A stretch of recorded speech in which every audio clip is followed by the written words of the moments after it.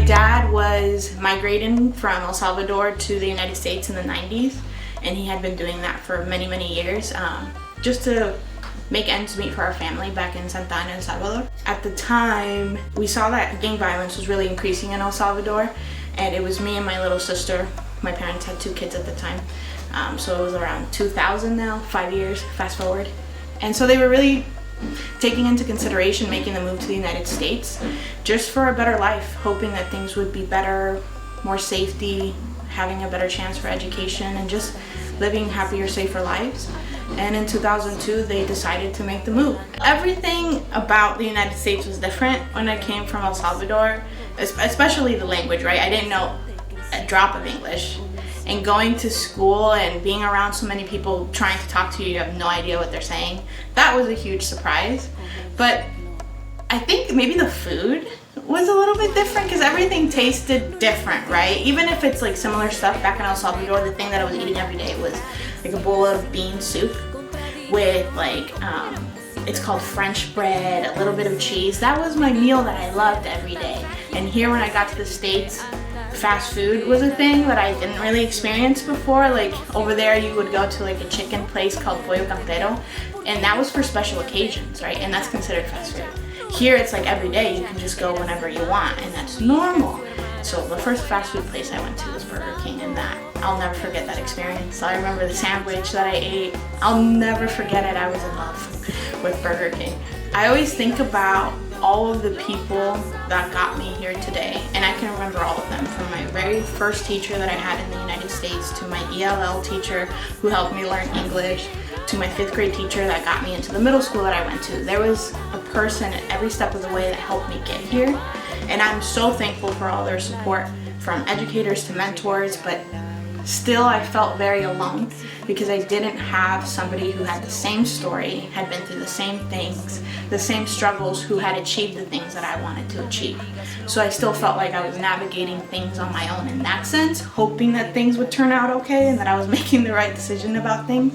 And so when it comes to the decisions that I make about what I studied in school, the organizations that I work for, the people that I give back to, the communities that I'm in, it's to help folks in those similar situations, right? Who need support, who need help navigating things, who had those stories that I did, especially with young people. I wanted to be the person that I wanted to have when I was younger, right? Having somebody who you can look up to and be like, yeah, they did it, I can do it too.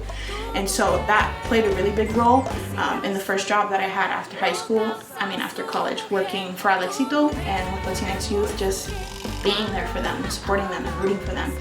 Because it is important to have somebody rooting for you, but also having somebody who's been through the same stuff, it just adds another layer knowing that you can do that too.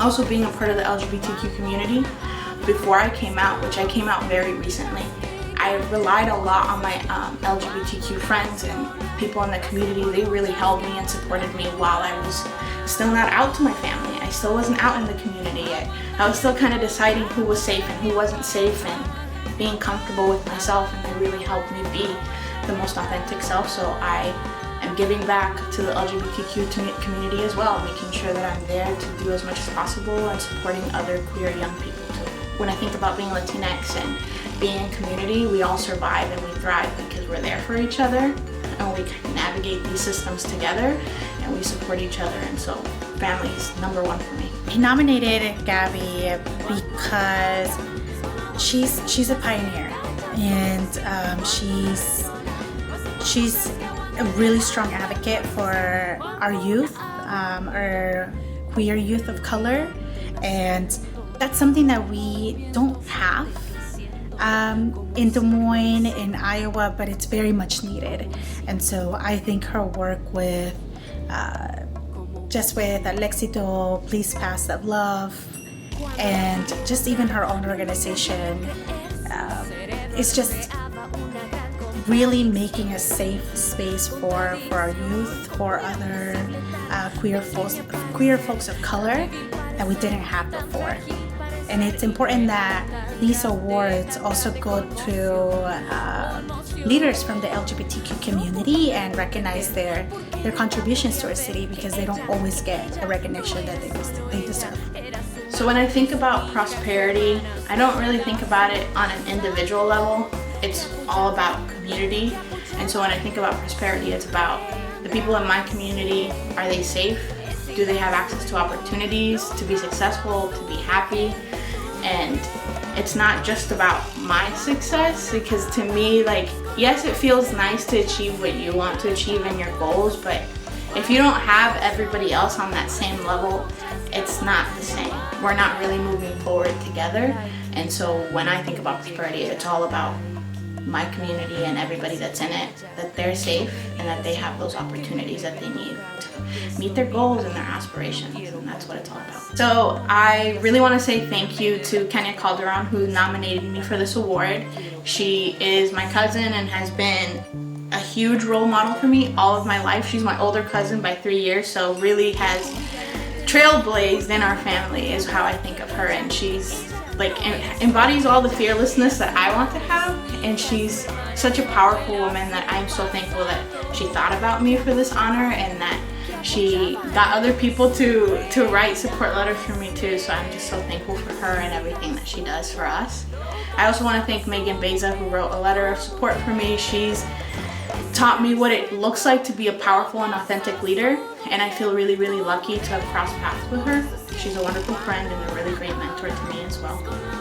And I want to thank my family and my partner for being so loving and supportive and never doubting me and always pushing me to be better and to reach for more.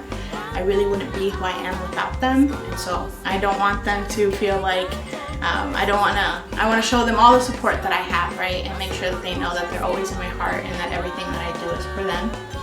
And then I also want to say that I'm really impressed and also super humbled to be among this group of honorees.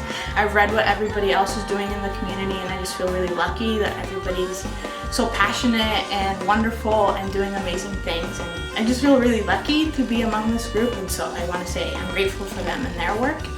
And just I want to end with saying thank you to everybody else in the community who's striving to do better and bringing people on this mission for justice and doing justice work, and thinking a lot about young people who are always leading the charge when it comes to change and making things happen, that we should be listening to their voices and other marginalized communities as well, amplifying them and following their lead. And so I'm very thankful to be here in Des Moines and to be a part of this fight, and so I'm just very grateful today.